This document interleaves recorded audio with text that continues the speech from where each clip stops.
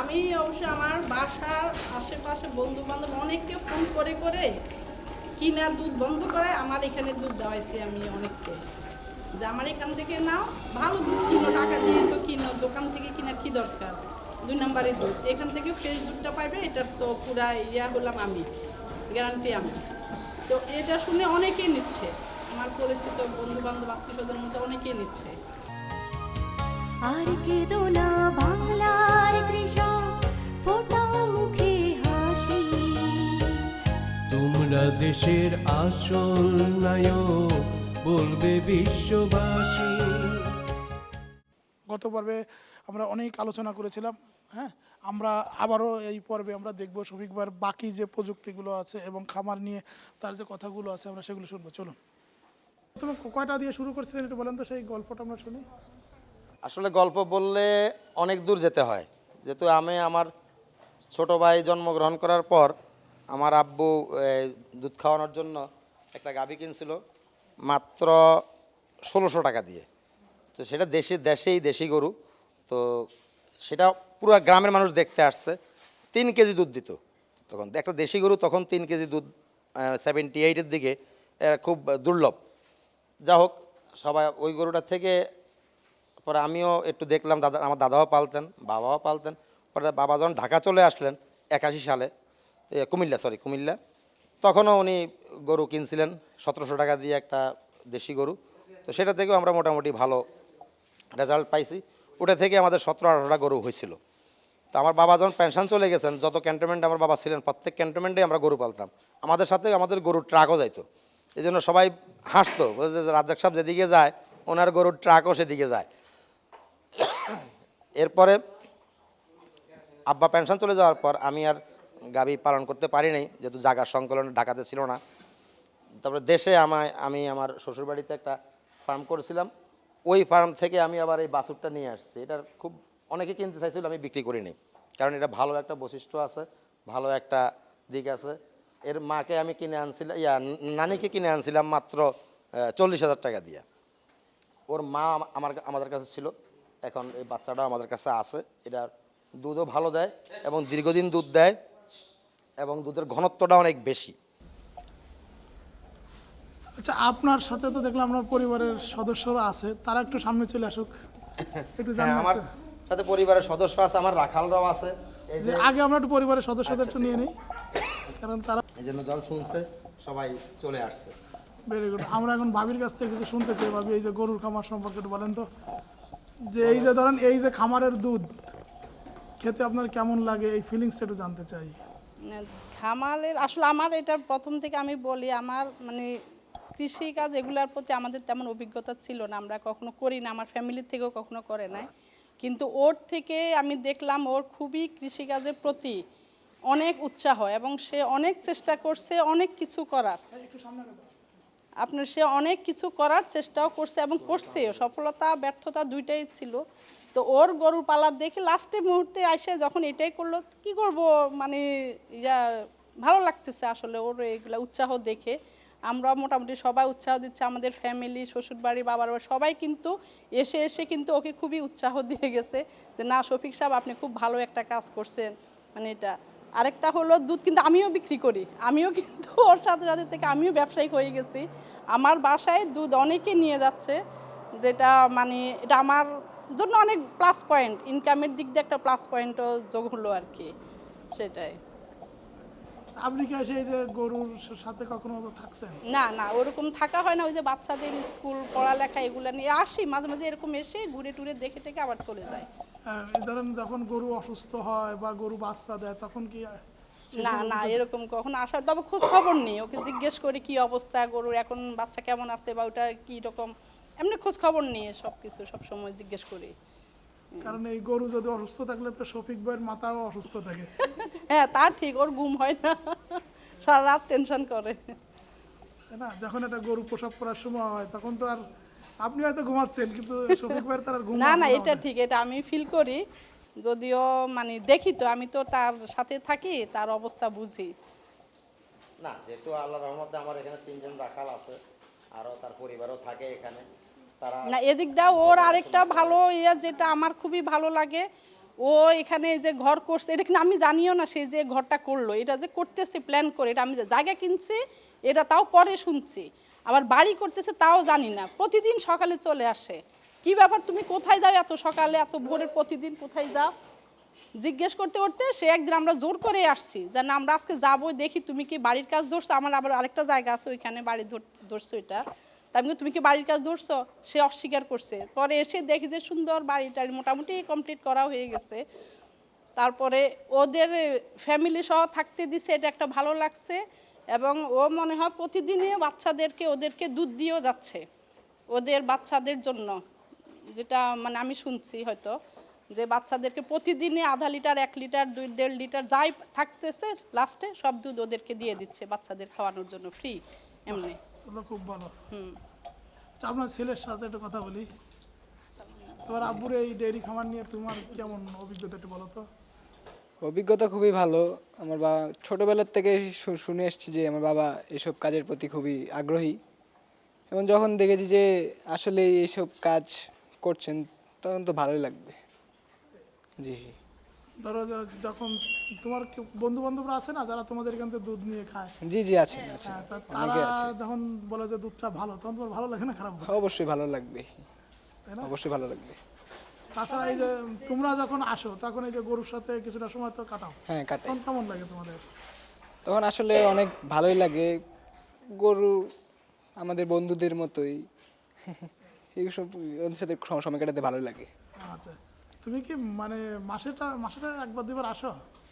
মাসে সামনে আমার এসএসসি পরীক্ষা, তো মাসে 1-2 বার না হলে 3-4 বারে আসা হয়। প্রায় শুক্রবার আসা হয়, তাই না? আচ্ছা, এবার তোমার বোনটাকে একটু দাও, তার সাথে একটু কথা বলি। আচ্ছা বলো, তোমার কেমন লাগে বলো, তোমার আব্বুর এই ডেয়ারি খামার তোমার কেমন লাগে? ভালো লাগে। হ্যাঁ। তুমি কি পড়ো? ক্লাস 3-তে পড়ি, সরি ক্লাস 4-এ পড়ি। 3 থেকে পড়ে উঠেছো। আচ্ছা, তোমার এই যে তোমার কিছু বন্ধুরা নিশ্চয়ই তোমাদের এখান থেকে দুধ নিয়ে খায়, তারা তো এই দুধ নিয়ে কি বলে বলো তো? এটা খুব ভালো। বলে না যে এই তোমার নাম কি? রুশমিলা। রুশমিলা বলে না, রুশমিলা তো দুধ এনে ভালো লাগছে না, কি দুধ পানি পানি ভালো লাগে। এরকম বলে না, কি বলে? না বলে ভালো বলে। ভালো বলে যে রসুলাদের দুধটা মিষ্টি লাগে খেতে, এরকম বলে নাকি? হ্যাঁ, তখন তোমার কেমন লাগে শুনতে? তখন ভালো লাগে। আবার যদি তোমার বাবাকে কেউ বলে যে কি গরু ইটি করছে, গোয়ালা হয়ে গেল নাকি, এরকম কেউ বলে না? না, এরকম কেউ বলে না, সবাই বলে ভালো কাজ। সবাই ভালো বলে। সবাই ভালো বলে, কারণ তোমার বাবা আসলে এই যে দুধটা খাচ্ছে, মানুষের মেধার বিকাশ ঘটে দুধে। আপনার এই খামারটা কোন ডাক্তার দেখাশোনা করে? আমার এই খামারটা মূলত মেহেদি হাসান সাহেবই মূল ডাক্তার। আর আমাদের এখানে মেহেদি হাসান সাহেব তো একটু দূরে থাকেন, অনেক সময় ফোন করলে হয়তো হঠাৎ করে ওনার কাজে একটু ব্যস্ত থাকেন। এখন আসেন উনি, সবসময় আসেন। তারপরেও যদি দেখি যে না উনি বেশি দূরে আছেন বা কুমিল্লা যান, ইয়েতে যান, বিভিন্নখানে সেমিনারে যান, ট্রেনিংয়ে যান, তখন আমাদের এখানে শকত সাহেব আছেন একজন, ওনাকে ডেকে ইমার্জেন্সি ট্রিটমেন্টটা ওনাকে দেওয়া হয়। আর মূল ট্রিটমেন্টটা আমার মেহেদি হাসান সাহেবই করেন। এবং উনি আমি যখন এখানে কারেন্ট পাই নাই, ইলেকট্রিসিটি পাই নাই, তখন আমি ছাগল পালছিলাম আর কবুতর পালছিলাম। তখন ছাগলের একবার অসুখ হয়েছিল, পরে মেহেদি হাসান সাহেবকে আনছিলাম, আপনার ইউটিউব চ্যানেলের মাধ্যমে ওনাকে পাইছিলাম। পর ইনশাল্লাহ গরুর খামার করব, আমার এটা শখ আছে এবং আমার দেশেও আছে। তারপরে যখন ইলেকট্রিসিটি পাইলাম, আমি সঙ্গে সঙ্গে সব কিছু রেডি করে গরু আনার ব্যবস্থা করলাম। এবং মেহেদি হাসান সাহেব এটার মোটামুটি দেখভাল করে। ওনার অনেক পরামর্শই আমাদের কাজে লাগে, ওনার অনেক পরামর্শই আমাদের উপকারে আসে। বিভিন্ন উনি ফোন করলেও অনেক পরামর্শ দিয়ে থাকেন যে আমার এই গরুটার এই প্রবলেম হয়েছে, এখন কী ট্রিটমেন্টটা দিতে পারি। কারণ উনি ফোনেও অনেক পরামর্শ দেন। যেমন আমার ওই গাভীটা একবার হঠাৎ করে পায়ে ব্যথা পাইছে, ওনাকে নিয়ে আসছিলাম, বলছিলাম, উনি দিয়ে ট্রিটমেন্ট দিছে, ভালো হয়েছে। ওই গাভীটাও পায়ে ব্যথা পাইছিল, সেটাও আল্লাহর রহমতে ভালো হয়েছে। এই মোটামুটি বড় ধরনের কোনো ইয়ে হলে মেহেদি হাসান সাহেব দেখাশোনা করেন। আর ছোটোখাটো যেগুলো আছে ওগুলো ফোনেই উনি মোটামুটি ট্রিটমেন্টটা দিয়ে থাকেন। তবে আপনার একটু চলে আসেন, রাখালদের একটু ডাকবেন। আচ্ছা আসো, তোমরা আসো, এদিকে আসো। আচ্ছা, এই রাখালদের সাথে একটু কথা হ্যাঁ, এরা হলো আমার এই খামারে তিনজনই আছেন, এরা তিনজনই এখানে কাজ করেন। এ হলো মূলত গরু গাভী দোয়ানোর কাজে ব্যস্ত থাকেন, আর ও হলো খাওয়া দাওয়া নিয়ে এবং ঘাস কাটা নিয়ে ব্যস্ত থাকে, এবং এও মোটামুটি গরু দোয়ানোর সময় একটু হেল্প করে, সেও দোয়াইতে পারে। হ্যাঁ, এবং ঘাস কাটার ব্যবস্থাও সেও, তারা দুজনে তিনজনে মিলেমিশেই কাজ করে। তারা তিনজনই এখানে আছে, এ পরিবার নিয়ে থাকে, এও পরিবার আছে, তবে সে এখানে থাকে না, সে তার পরিবার নিয়ে অন্যখানে থাকে। তারপর এও এখনো পরিবার আনে নাই, এখন আনবে ইনশাল্লাহ, আশা করি। রুম দেওয়া হয়েছে। ওদের কার কোথায় বাড়ি? বলো কার কোথায় বাড়ি, পরিচয় বলো। আর বাড়ি কিশোরগঞ্জ। আচ্ছা, এই খামারে কাজ করে আপনার কেমন লাগে বলেন তো? ভালোই লাগে। কত টাকা বেতন দেয়, তা দেখে আপনাদের সংসার চলে কিনা একটু বলেন তো? মোটামুটি আল্লাহর রহমতে ভালোই চলে, ভালোই চলে, তাই না? ইনশাল্লাহ ভালোই চলে। কিশোরগঞ্জ থেকে আসছেন ঢাকা এসে চাকরি করবেন, মানুষ তো মিল কারখানা আমি ইন্ডাস্ট্রিতে চাকরি করবেন, ঢাকা আইসা আমার লাইফে মনে করেন আমি 150 টাকা মাসে গরুর কাজেই লাগছি, 150 টাকা মাসিক বেতনে। এর ফাঁকে অন্য অন্য কাজ কাম করছি, আবার গরুর ফার্মে এই কাজটা আমি বেশি করি। আচ্ছা, এখান থেকে মাসে কেমন টাকা পান? এখান থেকে 15-20 হাজার পরে 15-20 হাজার টাকা পরে, মানে 15 হাজার টাকা বেতন পান, আবার থাকা খাওয়া এমনি এক্সট্রা মেক্সট্রা খরচ মরচ কিছু পাওয়া যায়। ও আচ্ছা, তাহলে খুব ভালো। খাবার দুধ মানে আছে দৈনিক 1 কেজি। এই মালিকটা খুব ভালো নাকি ভালো না? মহাজন খুবই ভালো। বকা জকা দেয় না? না, বকা দেবো কেন? ভুল করলে ভুল আপনার আস্তে করে বুঝাইয়া দেয়, যেটা না বুঝবো এটা বুঝাইয়া দেবে, বকা দেয় না। ওকে, আপনারা একটু কথা বলেন। আপনি সারাদিন কি করেন কোন তো? এই যে গরু সকালে গরু জাপাই, এরপর ঘাস কাটা যায় 8টা 10টার দিক দিয়ে, ঘাস ঘুষ কাটে 3টার সময় আয়া গরুরে লেদা ছানা তালে পরিষ্কার করি, আর চাইরা পরিষ্কার করি। এরপরে 5টার দিক দিয়ে গরুরে খাওয়াই। আপনি গরু গোসল করানি বেশি। আপনি একটু কথা বলেন দেখি। আপনার নাম কি, বাড়ি কোথায়? বাড়ি কিশোরগঞ্জ। ও বাবা, আপনার বাড়িও কি কিশোরগঞ্জ? কিশোরগঞ্জ কিশোরের বাড়ি কি? করিমগঞ্জ না, হ্যাঁ, করিমগঞ্জ না আমরা বাড়ি। করিমগঞ্জ। করিমগঞ্জ তো ভালো জায়গা। হ্যাঁ,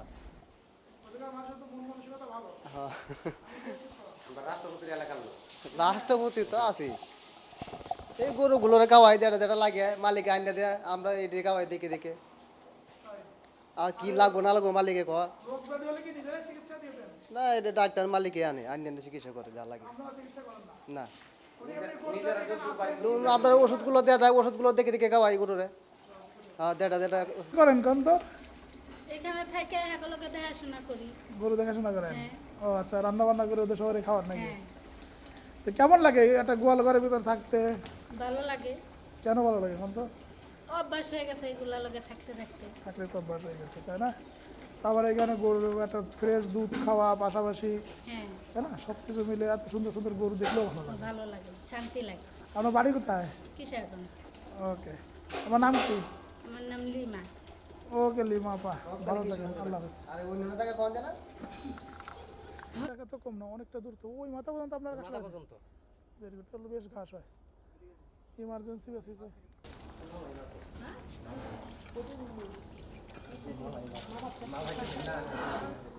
আপনার এখান থেকে দুধ নেন? দুধের দাম কত করে? দেখি দাম বেশি না কম? বেশিও বুঝি না, কমও বুঝি না। আচ্ছা, আপনারা কেন এনার কাছে দুধ নেন? এই দুধের বৈশিষ্ট্য কি বলেন তো? দুধ ভালো, আমরা নিয়ে লোকদের দেই, এরাও লোক দুধ খেয়ে এসে ভালো বলে। হয়, ভালো বলে। কেউ বলে না যে এটা দুধে পানি পানি ভেজাল টেজাল বলে না? বলে না, হ্যাঁ, বলে না, তো কি বলে? ভালো বলে। সবাই ভালো বলে। এই দুধে সর পড়ে কেমন? সর পরে আপনি দুধটা চুলায় বসালে সর একটা হলুদ একটা সর পড়ে, হলুদ হলুদ একটা ছাইটা হয়। ও আচ্ছা, 6টা দিয়েছেন।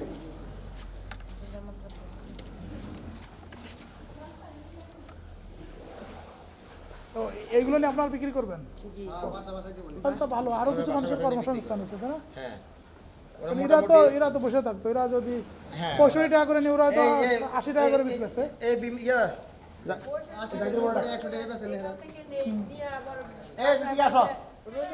এদিকে আসো না তুমি। আর দুধ দিলে তো দুধে মানে সব অরিজিনাল, তাই একান্ত দই পাকা না ফেম করে আসো, তোমরা দুধ নাও, কিছু করবে না। আসো আসো। পরে এখানে আবার আমার চাচা শ্বশুরে দেখা দিচ্ছে দুধটা অনেক ভালোই, ওখানে জায়গা জায়গা দেই অনেক ভালো কয় এই আছিল 10 কেজি রোজ পরে হলে বাড়াইছি 20 কেজি আবার তাও মাঝে মাঝে আবার আরো 5-10 কেজি বাড়াই নিয়ে আচ্ছা আপনারা এখান থেকে বিক্রি করেন? হ্যাঁ তো বিক্রি করেন কত করে আর এখান থেকে নেন কত করে? এখান তো মন হিসাবে টাকা দিই 6,000 টাকা মন পড়ে আর এই আমরা বেশি 80 টাকা করে। 80 টাকা করে।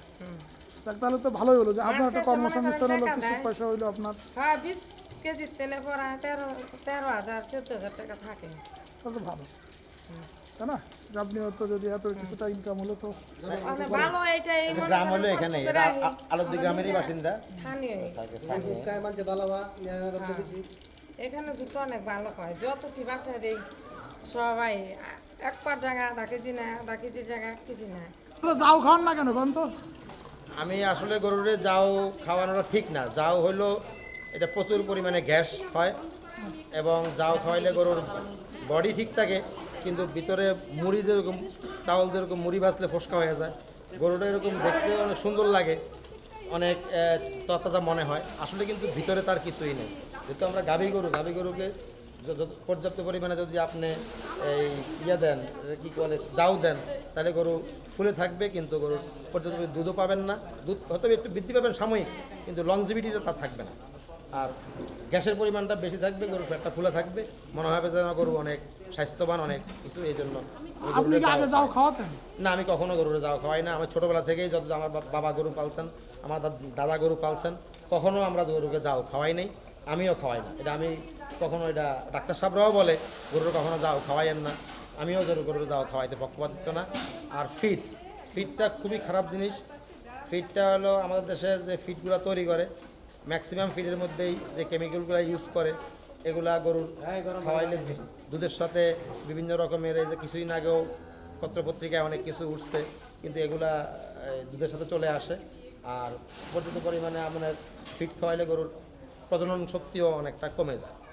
এই জন্য আমি গরুর কখনো ফিডও খাওয়াই না। আর দুধ থেকে একটু হালকা স্মেল আসে, অনেকে যারা রিপোর্ট দেয় যে যারা ফিড খাওয়ায় দুধ থেকে স্মেল হয়, এই জন্য আমি গরুর কখনো ফিড খাওয়াই না। আর আমার ন্যাচারাল যে খাওয়া আছে আল্লাহ তালা দিছে, এগুলাই বেস্ট। ফিড তো তৈরি করে তারা এগুলো দিয়েই তৈরি করবে, এর থেকে ভালো জিনিস তো আমরা খাওয়াচ্ছি। আমাদের শফিকুল হায়দার ভুইয়া ভাই বললেন যে আপনি এই খামারে আসছিলেন ছাগলের চিকিৎসা করার জন্য, তারপর তাকে আপনি উদ্বুদ্ধ করেছেন গরুর খামার করতে। তো ছাগল থেকে গরু, এরপরে একটা দুটা করে গরু, তার মানে অনেকগুলো গরু হয়ে গেছে। আপনার চোখের সামনে দিয়ে যেতে খামারটা গড়ে উঠছে, আপনি কিভাবে এই শফিক ভাইকে দেখছেন পরিশ্রম করতে, এটা একটু জানতে চাই। আমি যখন প্রথমে আসি ওনার খামারে ছাগল দেখতে, উনি দেখলাম একজন ভালো শিক্ষিত মার্জিত, উনি একজন খামারি।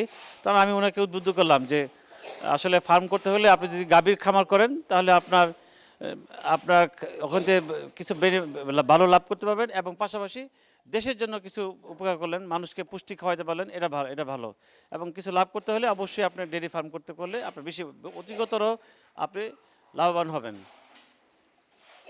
এই কারণে উনি আমার কথা উদ্বুদ্ধ হয়ে উনি প্রথমে 2টা, পরে 4টা, তারপর 6টা, এখন মাশাআল্লাহ ওনার প্রায় 13টা গাভী এবং বাকিগুলো বকনা, প্রেগনেন্ট বকনা আছে। এবং সেভাবে উনি আমার একজন, আমি বলবো সফল খামারি ডেফিনেটলি। এবং উনি সবসময় যে কোনো বিষয়ে আমার পরামর্শ নেয়, এবং সেইভাবে উনি আগাচ্ছে। আমি আশা করি যে ভবিষ্যতে উনি আরও ভালো করবেন।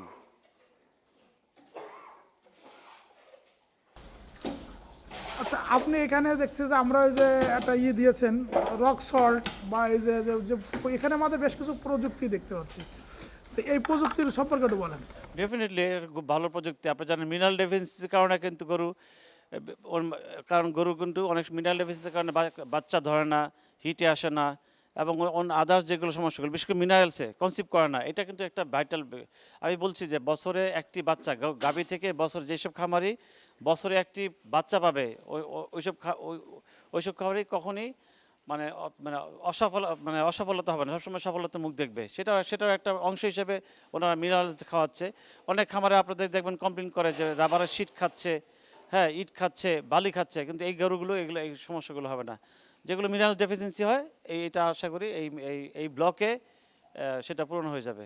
এটা ডেফিনেটলি একটা ভালো দিক অবশ্যই। আর এই যে মশা তাড়ানোটা কেন দিয়েছিলেন, আর এই শেডটা এত উঁচু করাইছিলেন কেন? না, তখন কি সেটা উঁচু ছিল নাকি আপনার?